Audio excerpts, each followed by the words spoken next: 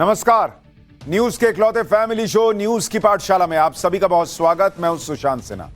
ये वो पाठशाला जहां सबकी क्लास लगती है और रोज की तरह आपको पहले बता दूं कि आज कौन कौन सा चैप्टर खोलने वाला हूं। भारत पाकिस्तान बॉर्डर पर खड़े होकर पीएम मोदी की जबरदस्त हुंकार, पीओके खाली करो कह दिया क्या। पहले शक्ति पूजा की और उसके बाद पीएम मोदी ने शहबाज और मुनीर को रगड़ रगड़ कर कैसे धो डाला, आज आपको दिखाऊंगा। मिशन पीओके के लिए भारत की तैयारी शुरू हो चुकी है और ब्रह्मोस से भी तगड़ा हथियार लाने जा रहे हैं पीएम मोदी। आज उस हथियार के बारे में बताऊंगा। सबको कौन सा दौरा पड़ा कि सिर के बल खड़े हो गए हैं, आज इसका चैप्टर भी खोलूंगा।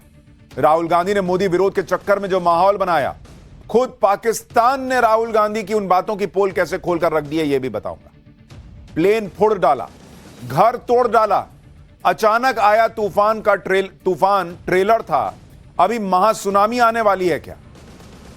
बेडरूम की दीवार से लेकर घर की छत तक ले उड़ने वाले तूफान की असल वजह क्या, आज आपको बताऊंगा। हवा में उड़ती फ्लाइट पर बिजली गिरती है तो क्या होता है, कभी सोचा आपने? सुनकर हैरान रह जाएंगे, आज वो भी बताऊंगा। और 2 दिन सलमान खान के घर में 2 बार घुसपैठ की कोशिश, सलमान की जान खतरे में है क्या? पहले सैफ, अब सलमान खान, घर में घुसकर क्या करने की कोशिश थी, आज इसका चैप्टर भी खोलूंगा। लेकिन सबसे पहले दिन भर की बड़ी खबरों का रिवीजन, उसके बाद पहला चैप्टर।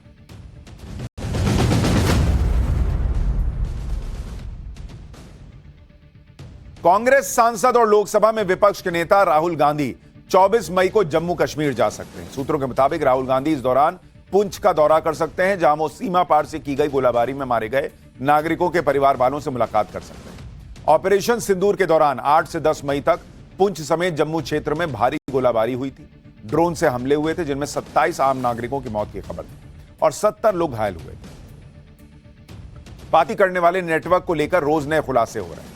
इसी कड़ी में आज यूपी एटीएस ने वाराणसी से तैफुल और दिल्ली से हारून नाम के 2 जासूसों को गिरफ्तार किया। बताया जा रहा है कि तैफुल 600 पाकिस्तानियों के संपर्क में था और भारत की खुफिया जानकारियां पाकिस्तान भेज रहा था। तैफुल ने राजघाट, नमोघाट, ज्ञानव्यापी और लाल किले की फोटो भी पाकिस्तान के लोगों के साथ शेयर की थी, यह भी आरोप। छत्तीसगढ़ के अबूझमाड़ के जंगलों में हुए एनकाउंटर में मारे गए नक्सलियों के शवों को आज नारायणपुर लाया गया। अब पुलिस परेड ग्राउंड में नक्सलियों की पहचान करवाई जा रही है। सुरक्षा बलों ने 3 दिनों तक चले ऑपरेशन में 1.5 करोड़ के इनामी बसवराजू समेत 27 नक्सलियों को ढेर किया। इस कामयाबी पर प्रधानमंत्री मोदी और अमित शाह ने जवानों के पराक्रम की सराहना की। सरकार ने संकल्प लिया है कि 2026 तक देश में नक्सलवाद खत्म हो जाएगा। अमेरिका की राजधानी वॉशिंगटन डीसी में इजरायली दूतावास के 2 कर्मचारियों की गोली मारकर हत्या कर दी गई। यह हमला कैपिटल जूइश म्यूजियम के पास हुआ, जो अमेरिकी राजधानी में एफबीआई के फील्ड ऑफिस से महज कुछ कदम की दूरी पर है। अटैक करने वाले ने लगाए फ्री पैलेस्टीन के नारे, जिसके बाद पुलिस ने हमलावर को गिरफ्तार कर लिया। एम्बेसी में अपने 2 स्टाफ की हत्या पर इजरायल के विदेश मंत्री ने कहा कि इजरायल आतंक के आगे नहीं झुकेगा। वहीं अमेरिका के राष्ट्रपति ट्रंप ने भी इस हमले को भयानक बताते हुए इसे रोका जाना चाहिए कहा।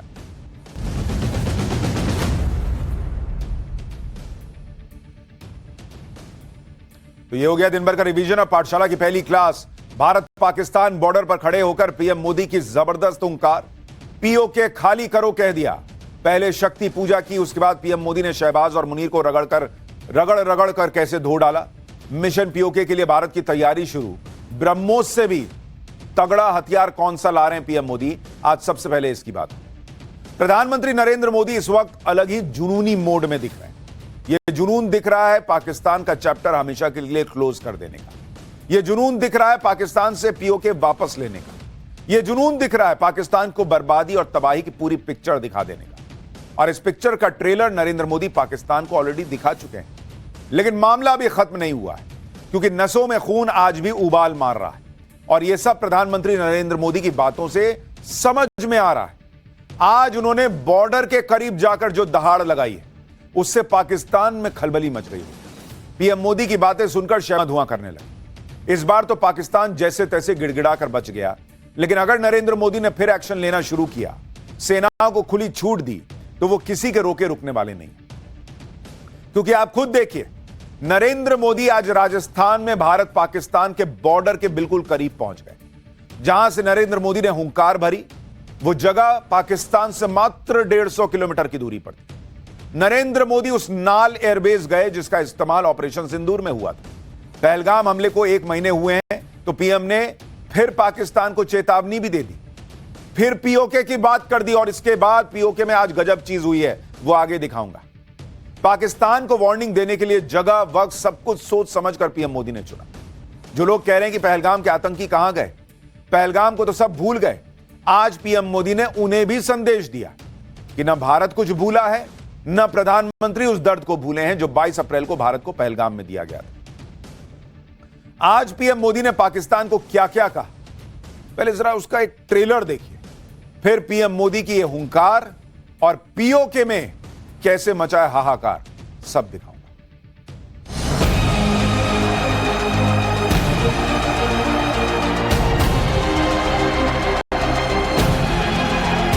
भारत माता की,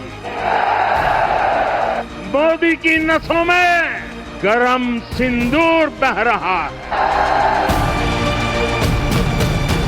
ये न्याय का नया स्वरूप है, ये ऑपरेशन सिंदूर है। प्रधानमंत्री नरेंद्र मोदी का यह रौद्र रूप दिख रहा है और यह रौद्र रूप बता रहा है कि अभी बहुत बड़ा तांडव होने वाला है और यह ऐसा तांडव होगा जिसमें पाकिस्तान को गिड़गिड़ाने का मौका तक नहीं मिलेगा। तांडव होना तो निश्चित है क्योंकि नरेंद्र मोदी भी जानते हैं कि पाकिस्तान सुधरने वाला नहीं है, इसलिए पाकिस्तान को मिटा देने का नरेंद्र मोदी का मिशन स्टार्ट हो चुका है। नरेंद्र मोदी क्या क्या नई तैयारियां कर रहे हैं, कैसे नई लड़ाई के लिए भारत को तैयार कर रहे हैं, कैसे पीओके वापस लाने का ग्राउंड बना चुके हैं, कैसे पाकिस्तान को सहारा देने वाली हर सप्लाई लाइन काटी जा रही है, यह सब आपको आज डिटेल में बताऊंगा। पहले आज पीएम मोदी के उस बयान को सुनिए जिसकी चर्चा भारत से लेकर पाकिस्तान तक में हो रही है। मोदी यहां सीना तान कर खड़ा है।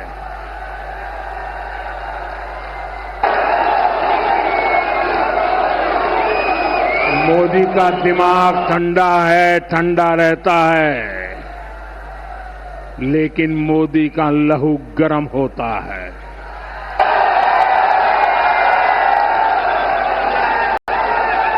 और अब तो मोदी की नसों में लहू नहीं, गरम सिंदूर बह रहा है।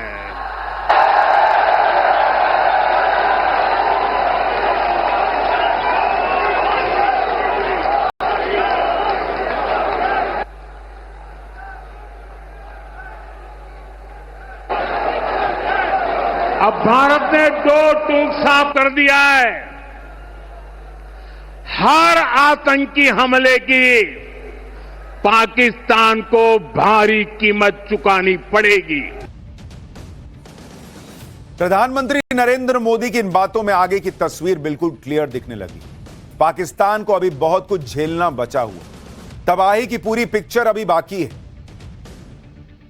पश्चिमी सीमा पर सैन्य अभियानों के लिए बहुत जरूरी एयरबेस है। नाल एयरबेस पर सुखोई Su-30 MKI जैसे आधुनिक फ्रंटलाइन फाइटर जेट्स तैनात रहते हैं। नाल एयरबेस पर पायलट्स की ट्रेनिंग होती है, उनको तकनीकी प्रशिक्षण दिया जाता है। नाल एयरबेस के रेंज में पाकिस्तान के 6 प्रमुख शहर इस्लामाबाद, लाहौर, पेशावर, मुजफ्फराबाद, कराची और मुल्तान तक आते हैं। यह एयरबेस बीकानेर से मात्र 15 किलोमीटर दूर है, इंटरनेशनल बॉर्डर से महज 150 किलोमीटर दूर। ऑपरेशन सिंदूर के दौरान पाकिस्तान ने नाल एयरबेस पर भी हमले की कोशिश की थी, लेकिन भारत ने नाल एयरबेस पहुंचकर पाकिस्तान को मैसेज दिया कि जिस एयरबेस पर वो हमला करने की कोशिश कर रहा था उसे तो कुछ नुकसान नहीं हुआ, लेकिन इस एयरबेस से कुछ ही दूरी पर पाकिस्तान का जो एयरबेस था वो आज आईसीयू में पहुंच गया है। सुनिए पीएम मोदी। पाकिस्तान ने इस एयरबेस को भी निशाना बनाने की कोशिश की थी, लेकिन वो इस एयरबेस को रत्ती भर भी नुकसान नहीं पहुंचा पाया। और वहीं यहां से कुछ ही दूर सीमा पार पाकिस्तान का रहीम यार खान एयरबेस है। पता नहीं आगे कब खुलेगा। आईसीयू में पड़ा है। भारत की सेना के अचूक प्रहार ने इस एयर बेस को तहस नहस कर दिया है। प्रधानमंत्री मोदी पाकिस्तान के जिस रहीम यार खान एयरबेस की बात कर रहे हैं वो भारत के नाल एयरबेस से 300 किलोमीटर दूर। यह एयरबेस पाकिस्तान के पंजाब प्रांत में है। यहां भी इंडियन एयरफोर्स ने सक्सेसफुली अपना टारगेट हासिल किया था, जिसकी तस्वीरें आप स्क्रीन पर देख रहे हैं। भारत ने रहीम यार खान एयरबेस को तगड़ा नुकसान पहुंचाया। भारत के हमले से वहां एक बड़ा क्रेटर यानी गड्ढा बन गया था। आज खुद सेना ने अपनी प्रेस कॉन्फ्रेंस में रहीम यार खान एयरबेस की बर्बादी का जो वीडियो दिखाया था, आपको फिर से दिखाता हूं। And this is the aftermath of our strike at Rahim Yar Khan Air Base. You can see the massive crater that it has left on its runway. And you can see the pinpoint accuracy of our weapons.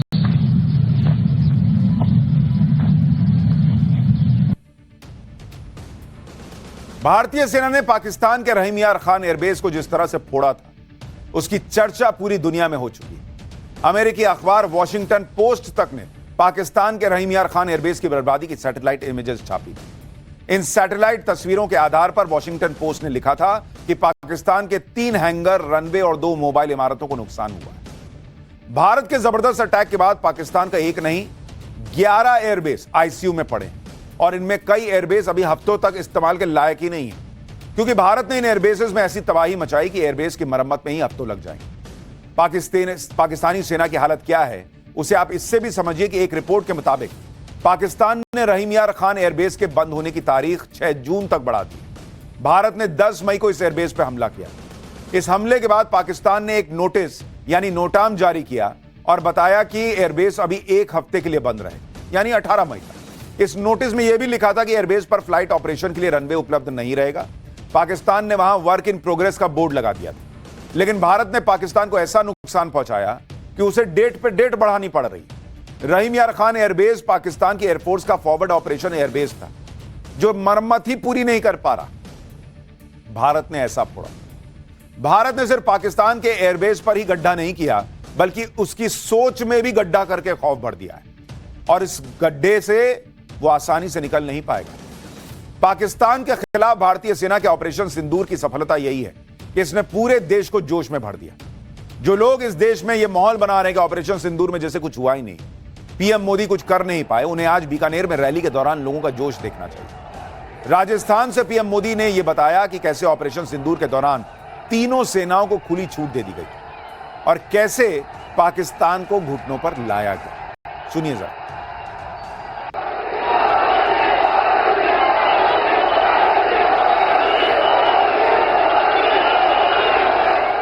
आज आपके आशीर्वाद से, देश की सेना के शौर्य से हम सब उस प्रण पर खरे उतरे हैं। हमारी सरकार ने तीनों सेनाओं को खुली छूट दे दी थी।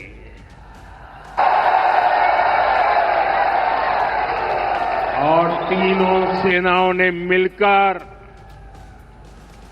ऐसा चक्रव्यूह रचा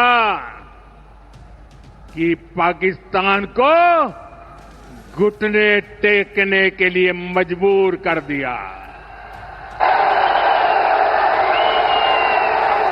मैं देश के कोने कोने में जो तिरंगा यात्राओं का हुजूम चल रहा है,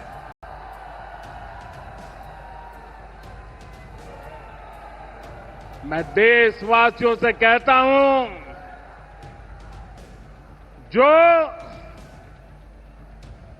जो सिंदूर मिटाने निकले थे, जो सिंदूर मिटाने निकले थे, उन्हें मिट्टी में मिलाया है।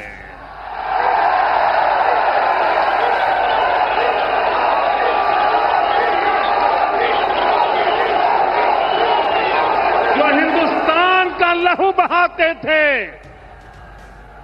जो हिंदुस्तान का लहू बहाते थे, आज कतरे कतरे का हिसाब चुकाया है।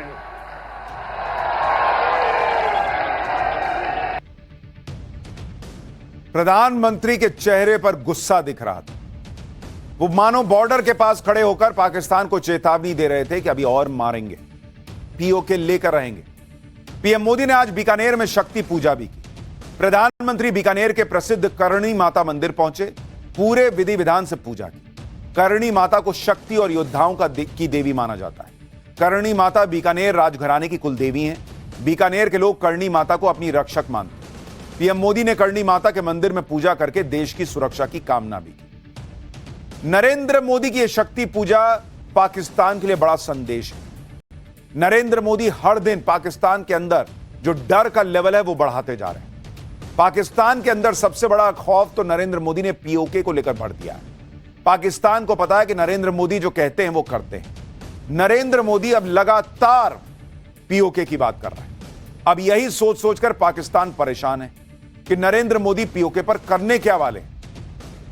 क्योंकि कल शहबाज शरीफ ने कहा था कि भारत में पानी, ट्रेड, टेररिज्म और कश्मीर पर बात होगी। आज पीएम मोदी ने शहबाज शरीफ को फिर क्लियर कर दिया कि न ट्रेड होगा न टॉक होगी और पानी तो भूल ही जाओ। इसके साथ ही पीएम मोदी ने बता दिया कि ऑपरेशन सिंदूर के बाद अब उनके एजेंडे पर ऑपरेशन पीओके है, जो हमने पाठशाला में आपको बहुत पहले बताया था कि नरेंद्र मोदी ने ऑपरेशन पीओके लॉन्च कर दिया है। वहां से पाकिस्तान को अपना अवैध कब्जा हटाना होगा, यह प्रधानमंत्री मोदी ने आज क्लियर कर दिया। एक बार पीएम को सुनिए, फिर आपको बताता हूं कि इधर पीएम मोदी ने बॉर्डर के पास खड़े होकर पीओके खाली करो कहा और उधर पीओके में क्या हो गया। पाकिस्तान के साथ न ट्रेड होगा न टॉक। अगर बात होगी तो सिर्फ पाकिस्तान के कब्जे वाले कश्मीर की, पीओके की। और अगर पाकिस्तान ने आतंकियों को एक्सपोर्ट करना जारी रखा तो उसको पाई पाई के लिए मोहताज होना होगा। पाकिस्तान को भारत के हक का पानी नहीं मिलेगा। भारतीयों के खून से खेलना पाकिस्तान को महंगा पड़ेगा। ये भारत का संकल्प है और दुनिया की कोई ताकत हमें इस संकल्प से टिका नहीं सकती है। यानी प्रधानमंत्री 400 और ब्रह्मोस का जलवा तो पाकिस्तान देख चुका। अब इससे भी भयंकर हथियार अगली लड़ाई के लिए रेडी हो रहे हैं। भारत का ऑपरेशन सिंदूर अब ऐसा बारूद बन चुका है जो पाकिस्तान को बर्बाद करके छोड़ेगा। सुनिए आज पीएम मोदी ने पाकिस्तान को क्या कहा, फिर भारत के वो नए हथियार दिखाता हूं जो ब्रह्मोस से भी एक लेवल ऊपर के होंगे और पाकिस्तान की टेंशन बढ़ा देंगे। 22 तारीख के हमले के जवाब में हमने 22 मिनट में आतंकियों के 9 सबसे बड़े ठिकाने तबाह कर दिए। दुनिया ने और देश के दुश्मनों ने भी देख लिया कि जब सिंदूर बारूद बन जाता है तो नतीजा क्या होता है।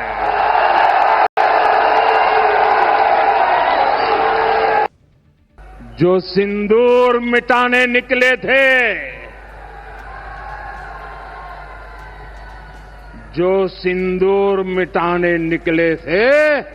उन्हें मिट्टी में मिलाया है।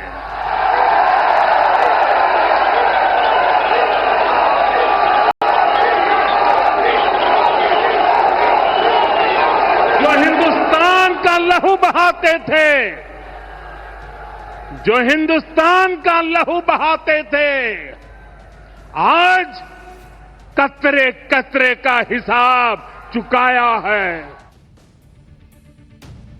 पाकिस्तान के हथियारों को तो भारत ने मलबे का ढेर ढेर बना दिया। चीन से जो फाइटर प्लेन और मिसाइलें पाकिस्तान ने भीख में ली थी, उन्हें कबाड़ बना दिया। टर्की से पाकिस्तान ने खैरात में जो ड्रोन पाए थे, उन ड्रोन को धुआं कर दिया।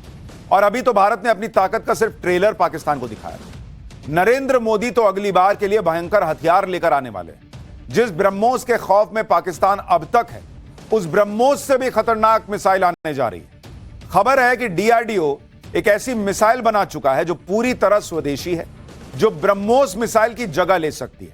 यह मिसाइल ब्रह्मोस से सस्ती है और यह तेजी से दिशा बदल सकती है, तेजी से ऊंचाई कम या ज्यादा कर सकती है। अपनी हर जगह इस्तेमाल की जा सकने वाली मिसाइल है।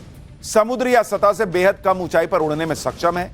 कम ऊंचाई की वजह से यह रडार की पकड़ में आना मुश्किल है इसका, साथ ही इस पर हमला करना मुश्किल होगा। अभी तक की जानकारी के मुताबिक इस मिसाइल की स्पीड ब्रह्मोस की तरह ही 3062 किलोमीटर प्रति घंटे की होगी। यह नई मिसाइल नए जनरेशन की मिसाइल होगी जो ज्यादा सस्ती होगी और कम समय में बनाई जा सकेगी। पाकिस्तान के लिए इससे भी एक और बुरी खबर है, और वो ये कि भारत ब्रह्मोस का और ताकतवर वर्जन भी बना रहा है। भारत ज्यादा लंबी दूरी की ब्रह्मोस मिसाइल बना रहा है। इसके 1 साल में तैयार होने की संभावना है। इसका नाम ब्रह्मोस एनजी यानी नेक्स्ट जनरेशन है। इसकी रेंज 450 किलोमीटर से बढ़ाकर 800 किलोमीटर की जा रही है। यह अभी के ब्रह्मोस से ज्यादा कॉम्पैक्ट और स्लीक होगा। इसका वजन अभी के ब्रह्मोस से आधा होगा, यानी अब भारतीय एयरक्राफ्ट दोगुनी संख्या में ब्रह्मोस लेकर उड़ेंगे। नई ब्रह्मोस मिसाइल इतनी हल्की होगी कि इसे लाइट कॉम्बैट एयरक्राफ्ट जैसे तेजस में भी इस्तेमाल किया जा सकता है। आप सोचिए, जब ब्रह्मोस के मौजूदा वर्जन ने पाकिस्तान के एयरबेस तबाह कर दिए, तो भाई जब इसकी पावर डबल हो जाएगी तो पाकिस्तान का क्या हाल हो। इतना ही नहीं, जिन कामिकेज ड्रोन से भारत ने पाकिस्तान के डिफेंस का सीना छलनी कर दिया था, भारत अब उसका भी एडवांस वर्जन बना रहा है। भारत का पहला कामिकेज ड्रोन स्विफ्ट के डीआरडीओ के लैब में बन रहा है। इसकी रफ्तार 735 किलोमीटर प्रति घंटे की होगी। इसमें स्टील्थ तकनीक का इस्तेमाल होगा, यानी यह आसानी से रडार के पकड़ में नहीं आएगा। स्विफ्ट के एक ऐसा ड्रोन है जो दुश्मन के ठिकाने पर जाकर खुद ही फट जाता है और टारगेट को भी अपनी चपेट में ले लेता है। इस ड्रोन की रेंज 200 किलोमीटर है।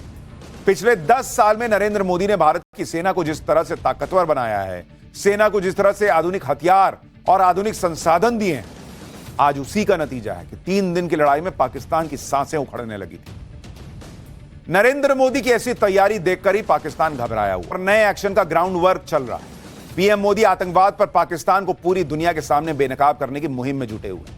पीएम मोदी की इसी मुहिम के तहत विदेश मंत्री एस जयशंकर इन दोनों यूरोप के दौरे पर निकले हुए हैं, जहां अपने पहले पड़ाव में उन्होंने नीदरलैंड्स में न सिर्फ वहां की सरकार के सामने ऑपरेशन सिंदूर पर भारत का पक्ष रखा, बल्कि नीदरलैंड के तमाम अखबारों और न्यूज चैनल्स को दिए इंटरव्यू में साफ कर दिया कि पाकिस्तान ने अब एक भी गलती, एक भी इत्तू सी, तो पाकिस्तान को बहुत भारी कीमत चुकानी होगी।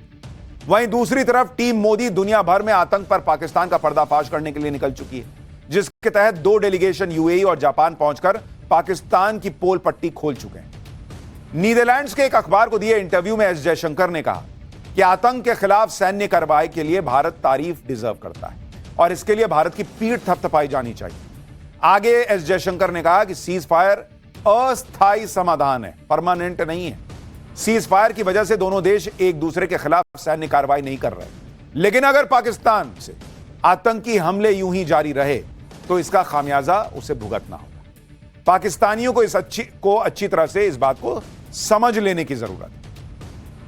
यानी भारत के विदेश मंत्री विदेशी धरती पर बैठकर Pakistan between India and Pakistan, we made one thing very clear to everybody who spoke to us, not just United States, but to everybody, saying, look, if the Pakistanis want to stop firing, they need to tell us. We need to hear it from them. Their general has to call up our general and say this. And that is what happened.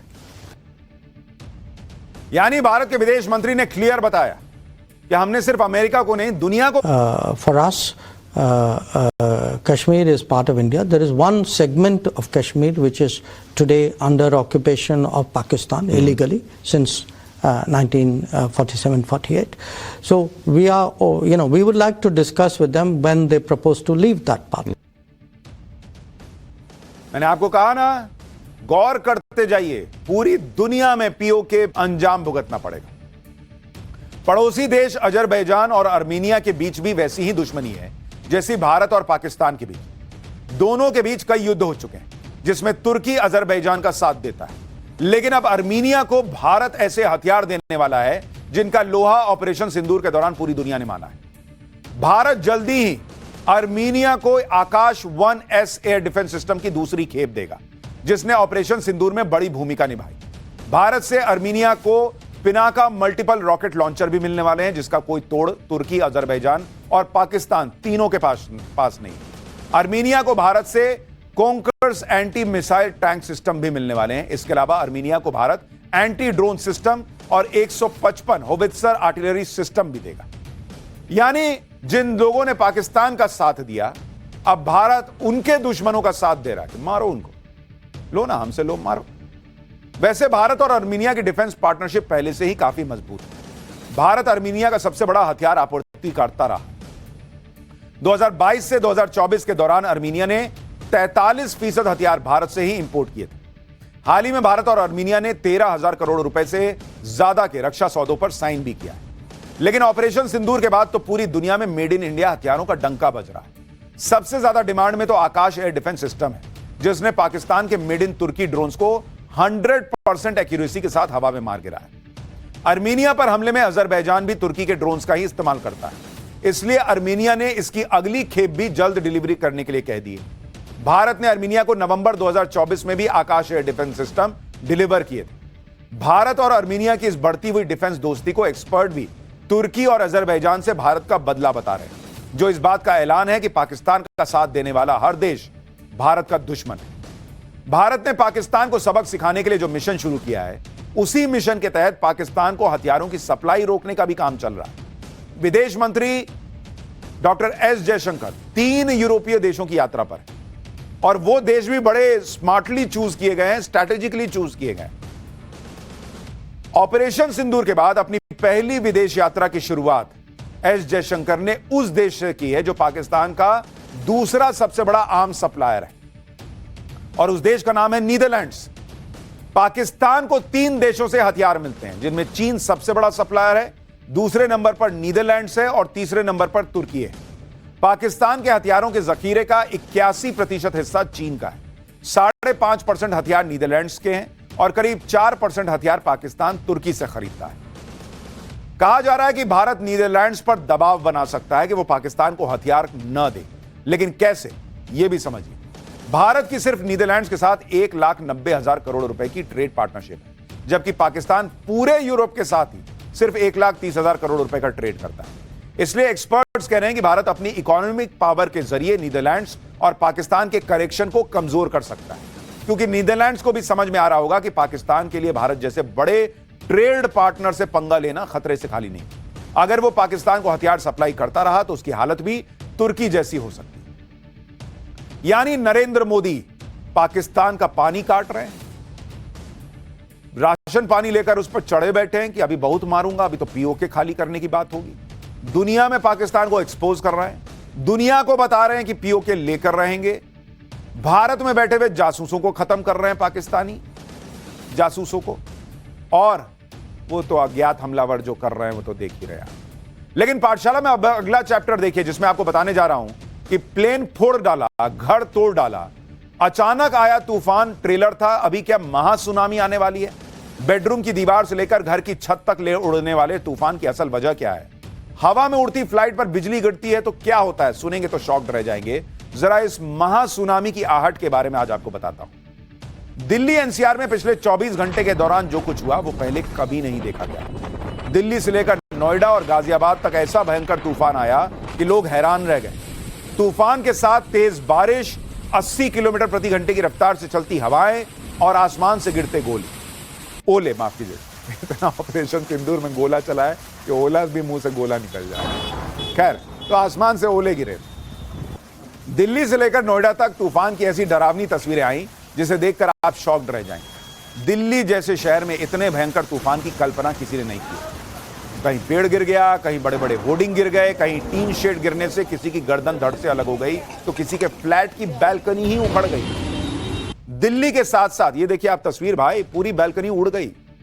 Delhi के साथ साथ नोएडा में भी तूफान ने जमकर तबाही मचाई। कई लोगों के फ्लैट डैमेज हो गए, पाई जोड़कर खरीदे फ्लैट की हालत ऐसी हो गई कि लोगों के पास रोने के अलावा कुछ नहीं बचा। और ये सिर्फ कल के तूफान की बात नहीं कर रहा हूं, इसके पहले भी एक तूफान आया था, उसमें भी ऐसा हुआ। इतना भयंकर तूफान था कल वाला जिसने भारी तबाही मचाई। उसके पहले वाला इससे कम नहीं था। यह तस्वीर उस बार की, लेकिन ये बार बार तूफान आ क्यों रहे हैं अचानक से? ये सिर्फ एक ट्रेलर है या दुनिया में कुछ ऐसा होने वाला है जिसके सामने ये तूफान तो अभी चुन्नू भर है? कुछ ऐसा होने वाला है जिसके बाद दुनिया में प्रलय आ जाएगी क्या? क्योंकि वर्जीनिया यूनिवर्सिटी के साइंटिस्ट के मुताबिक दुनिया के कुछ देशों में मेगा सुनामी आ सकती है। 1000 फीट तक उठ सकती हैं समुद्र की लहरें। मेगा सुनामी की वजह से शक्तिशाली भूकंप आएगा कहा जा रहा है। 8.0 की तीव्रता का भूकंप भयंकर तबाही मचाएगा। अमेरिका में मेगा सुनामी की सबसे ज्यादा आशंका जताई जा रही है। अगर ऐसा होता है तो इसका असर भारत पर भी होगा और जो तबाही होगी उसकी कल्पना भी नहीं की जा सकती। हालांकि मेगा सुनामी और प्रलय लाने वाला भूकंप जो एक चर्चा चल रही है उसके मुताबिक आने में 40-50 साल का समय लग सकता है। लेकिन जिस तरह से अलग अलग देशों में अचानक तूफान आ रहे हैं वो हैरान करने वाले। आपको दिल्ली एनसीआर में आए तूफान की भयंकर तस्वीरें दिखाऊंगा। ये बताऊंगा कि कभी तूफान, कभी बारिश और कभी ओले गिरने की असल वजह क्या है। लेकिन जो हुआ है इस तूफान में उसकी एक झलक देखिए, बहुत डरावना है।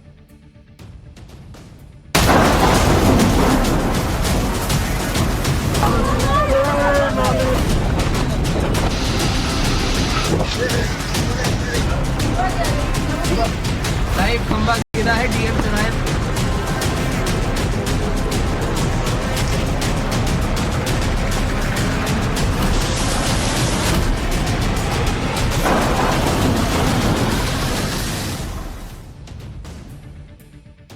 दिल्ली एनसीआर में तूफान अकेले नहीं आया बल्कि साथ में बारिश और ओले लेकर आया। 80 किलोमीटर प्रति घंटे की रफ्तार से हवा चल रही थी जो किसी को भी अपने साथ उड़ा ले जाने में सक्षम थी। इसी वजह से सड़कों पर लोगों ने अपनी गाड़ियां रोक दी थी। आप देखिए कैसे लोग वो पिलर पकड़, वो उसका रेलिंग पकड़ के खड़े हैं भाई कि ब्रिज से नीचे गिर ना जाए। बाइक से चलने वाले बाइक खड़ी करके सड़क के किनारे छिप के बैठ गए। आप देखिए कैसे छिप के बैठा हुआ है ताकि किसी तरह खुद को इस तेज हवा से बचा सके। इस तूफान ने दिल्ली एनसीआर में खड़ी हाई राइज इमारतों की क्वालिटी पर भी सवाल खड़े कर दिए। लाखों रुपए देकर आलीशान सोसाइटी में फ्लैट खरीदने वालों के लिए तूफान बुरे सपने से कम नहीं था। आप देखिए तूफान ने फ्लैट्स का क्या हाल कर दिया। एक सोसाइटी के फ्लैट की ये तस्वीरें हैं। फ्लैट की बैल्कनी में लगा दरवाजा और खिड़की तूफान सह ही नहीं पाए भाई, उखड़कर कमरे के अंदर आके गिर गए। जिसका घर था वो कह रहा होगा कि भाई तेरे को लगाया था तूफान रोकने, तू अंदर गिरा जा रहा है, हम कहां जाएंगे फिर। फ्लैट की कंस्ट्रक्शन क्वालिटी सोचिए कैसी है दिल्ली एनसीआर में कुछ जगहों पर। आप समझिए कि गनीमत रही कि बालकनी का दरवाजा किसी इंसान पे नहीं गिरा, नहीं तो बड़ा कांड हो जाता। एक हफ्ते पहले भी इसी तरह की तस्वीरें आई थी जब तेज आंधी और तूफान की वजह से एक फ्लैट की सारी बैल्कनी के गेट उखड़ गए थे। ये देखिए, ये एक हफ्ते पहले की तस्वीर है। एक हफ्ते में 2 बार तूफान आ चुका और ऐसी ऐसी तस्वीरें आ चुकी। आप देखिए और सोचिए कि कंस्ट्रक्शन क्वालिटी के साथ किस हद तक समझौता हो रहा है। आंधी में दरवाजे और खिड़की उखड़ गए भाई। आप देखिए क्या हालत हो गई है। ये देखिए, यहां कोई ट्रेडमिल पे चल रहा होगा, सीधा नीचे गिरेगा, ऐसी हालत। कितना डरावना है ये। यही हाल रहा तो कभी भी कोई हादसा हो सकता है। सुनिए फ्लैट के मालिक ने क्या बताया था उस वक्त। पूरा गया, ये तीनों बाहर फ्लैट हिलने लगा था लिटरली। बाहर वाला वो जी नहीं होता, वो बैग वाला पोर्शन हो गया। आंधी तेज नीचे कार मिल गई थी। इतना ही नहीं, नोएडा में कई सोसाइटी के मेन गेट भी तूफान को नहीं झेल पाए। यह तस्वीर नोएडा के एक सोसाइटी की है जिसका मेन गेट पूरी तरह से धराशायी हो गया भाई। मेन गेट ही गिर गया, दीवारों में लगी ईंटें बिखरी पड़ी हुई हैं। आप देखिए, आसपास खड़े लोग भी हैरान हैं कि इतनी मजबूत दीवार टूट कैसे गई। यह सही है कि तूफान और हवा बहुत तेज थे, लेकिन इन सोसाइटीज के निर्माण पर भी सवाल उठ रहा है। लोग तो कह रहे हैं कि पैसे बचाने के लिए बिल्डर क्वालिटी गिरा रहे हैं भाई, इस वजह से दीवार गिर रही है और इसी वजह से यह हादसे हो रहे हैं। 80 किलोमीटर प्रति घंटे की रफ्तार से आए तूफान से मची तबाही की एक और तस्वीर देखिए। एक हाई राइज बिल्डिंग के सामने बना सब्जी का स्टोर तूफान में तिनके की तरह उड़ गया। आप देखिए भाई, और इसीलिए हम कह रहे हैं कि अगर महासुनामी अभी आनी बची है, 80 किलोमीटर प्रति घंटे की रफ्तार में यह हाल है, तो जब वो आएगा तूफान तो क्या होगा। एक बार जरा फुल फ्रेम दिखाइए, आवाज सुनाइए जरा।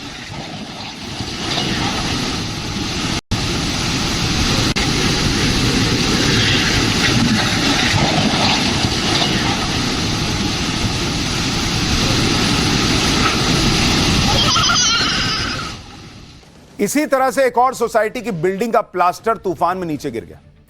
गनीमत यह रही कि प्लास्टर किसी इंसान पर नहीं गिरा, वरना उसका वही हाल होता जो इस कार का हुआ है। हालांकि जिसकी कार होगी उसका तो दिल बैठ गया होगा। इमारत के टॉप फ्लोर से प्लास्टर गिरा और कार का कचूमर बन गया। दिल्ली एनसीआर के अलावा देश के कई राज्यों में कल तूफान आया था। उत्तर प्रदेश से लेकर महाराष्ट्र तक और उत्तराखंड, हरियाणा और मध्य प्रदेश में भी तेज हवाओं के साथ बारिश हुई। हवाएं इतनी तेज थी कि सामने जो पड़ रहा था भाई उठा के ले जा रही थी। चलो मेरे साथ आपको मध्य प्रदेश के सागर का वीडियो दिखाता हूं। सागर जिले में जब 70 से 80 किलोमीटर प्रति घंटे की रफ्तार से हवाएं चल रही थी, आप देखिए भाई, एक घर का छप्पर लेके उड़ गया। झोपड़ी के अंदर छप्पर को बचाने के लिए कुछ बच्चे उसे पकड़ के खड़े थे। ये देखिए, वो बच्चे हवा में उड़ गए। इतनी तेज हवा थी कि छप्पर पकड़ के जो बच्चे खड़े थे वो बच्चे साथ में उड़ गए। आप देखिए, दोनों बच्चे छप्पर के साथ उड़ते हुए घर के बाहर जाकर गिरे और दोनों को हल्की हल्की चोट आई है। बाप रे बाप, आप देखिए क्या हवा रही होगी, क्या तूफान रहा होगा। बच्चा बेचारा पकड़ के था कि हम किसी तरह से छत बचा, ले ले ले ले ले उड़ गया। पिछले 10 दिन में 2 बार तेज हवाओं के साथ बारिश हो चुकी है। दिल्ली एनसीआर में इस तरह की तेज हवाएं ज्यादा नहीं चलती कि उससे लोग तूफान कहना शुरू कर दें। ये सब क्यों हो रहा है वो आपको बताता हूं। मौसम विभाग के मुताबिक हरियाणा और आसपास के इलाकों में एक चक्रवाती हलचल थी जो पंजाब से बांग्लादेश के कम दबाव के क्षेत्र में थी। इस हलचल ने अरब सागर और बंगाल की खाड़ी से नमी खींची। गर्म हवा में नमी मिलने से मौसम अनिश्चित हो गया और इसी वजह से तेज हवाएं, धूल भरी आंधी और बारिश देखने को मिली। कल जो आंधी तूफान आया था उसकी कई तस्वीरें हैं, लेकिन उनमें सबसे खतरनाक उस फ्लाइट की है जो हवा में ही तूफान के बीच फंस गई थी। दिल्ली से श्रीनगर जा रही इंडिगो की फ्लाइट हवा में ही थंडर स्टॉर्म में फंस गई थी। आमतौर पर फ्लाइट में टर्बुलेंस आता रहता है, हिचकोले आते हैं, लेकिन इस बार भयंकर किस्म का टर्बुलेंस लोगों ने महसूस किया। इंडिगो की फ्लाइट में सवार सारे पैसेंजर इस घटना से बहुत ज्यादा डर गए। फ्लाइट के अंदर चीख पुकार मच गई थी। यात्रियों को लगा कि अब वो बच ही नहीं पाएंगे। हालांकि फ्लाइट को श्रीनगर में सुरक्षित लैंड करवा दिया गया। जब फ्लाइट लैंड हुई तो उसकी नाक टूटी हुई थी, नोज टूटी हुई थी। आप सोचिए क्या हाल रहा होगा भाई। प्लेन का नाक फोड़ गया भाई। पायलट के केबिन के ठीक सामने वाला हिस्सा, वहां एक बड़ा होल था। कोई तो मजाक में कह रहा था कि इधर से हवा घुस रही होगी तो पायलट के पैर में तो नहीं लग रही होगी, पर वो मजाक की बात नहीं है। आप सोचिए क्या हो सकता था। कुछ लोगों का कहना है कि इंडिगो फ्लाइट पर बिजली गिरी थी, जबकि इंडिगो का कहना है कि उनका विमान तूफान में फंस गया था। एक बार सुनिए इस फ्लाइट में सवार पैसेंजर ने क्या बताया, फिर आपको यह भी बताता हूं। बहुत लोगों के मन में डर है कि भाई ऐसा तूफान आता है, फ्लाइट पे बिजली गिर जाएगी तो क्या होगा। क्या होगा मैं आपको बताऊंगा, पहले सुनिए जरा।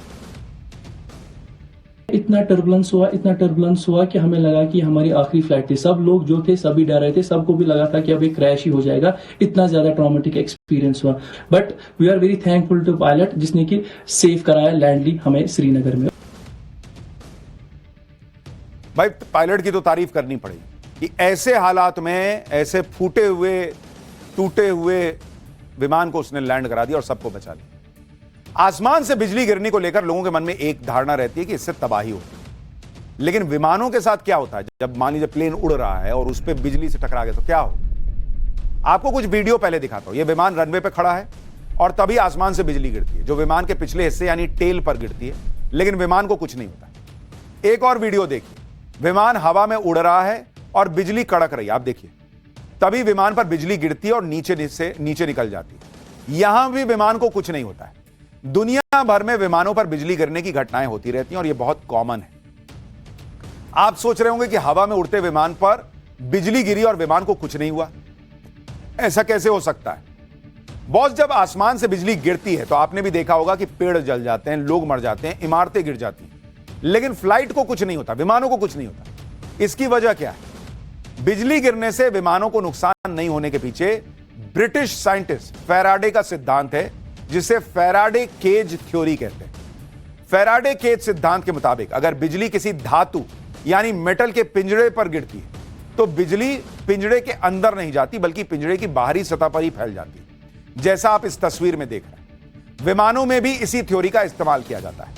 विमान में भी बिजली से सेफ्टी के लिए मेटल केज लगी होती है जो विमान के बाहरी हिस्से में मौजूद होती है। जब बिजली विमान पर गिरती है तो पूरे विमान पर समान रूप से फैल जाती है।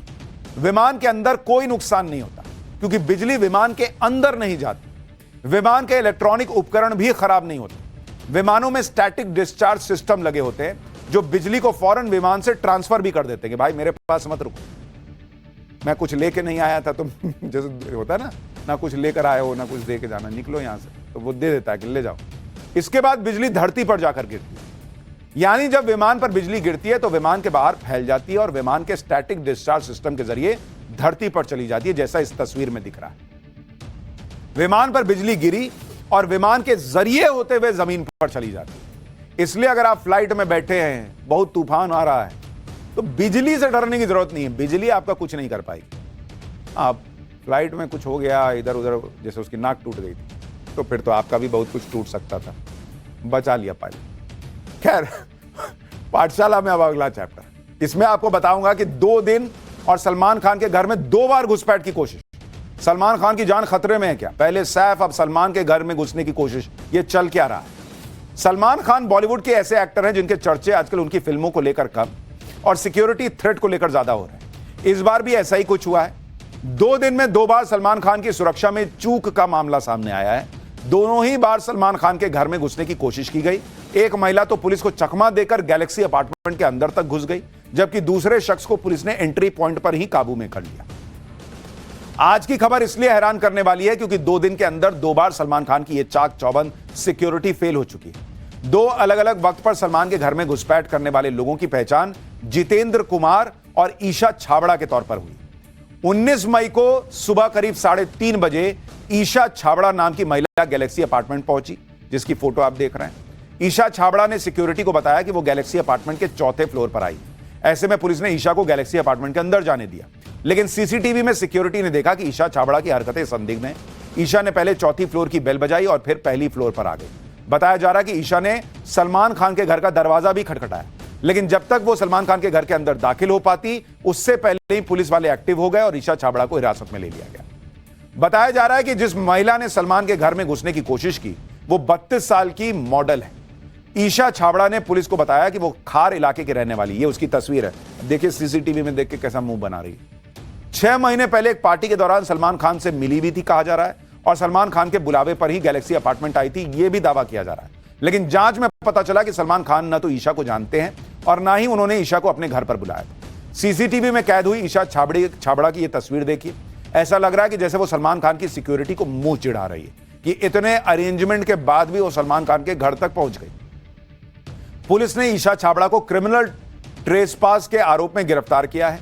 अब पुलिस 2 पहलुओं पर जांच कर रही है। पहला तो यह कि ईशा छाबड़ा इतनी आसानी से गैलेक्सी अपार्टमेंट में कैसे घुस गई, ईशा छाबड़ा ने चाक चौबंद सिक्योरिटी को चकमा कैसे दिया। दूसरा यह कि ईशा छाबड़ा सलमान खान के घर में क्या करने आई थी। ईशा छाबड़ा को किसी ने सलमान के घर की रेकी करने तो नहीं भेजा था। लॉरेंस बिश्नोई से धमकियां मिलने के बाद सलमान खान खुद भी अलर्ट रहते हैं। उन्हें गैलेक्सी अपार्टमेंट की उस बैल्कनी को भी बुलेट प्रूफ शीशे से ढकवा दिया है उन्होंने, जहां पर आकर सलमान खान अक्सर अपने फैन से रूबरू होते थे। ये बुलेट प्रूफ शीशा लग गया। अब इतनी सुरक्षा व्यवस्था के बाद भी ईशा छाबड़ा का गैलेक्सी अपार्टमेंट के अंदर सलमान खान के घर तक पहुंच जाना भाई किसी के गले से नहीं उतर रहा। ऐसे में जब मुंबई पुलिस सलमान खान की सिक्योरिटी रिव्यू कर रही थी तो अगले ही दिन एक और घटना हो गई।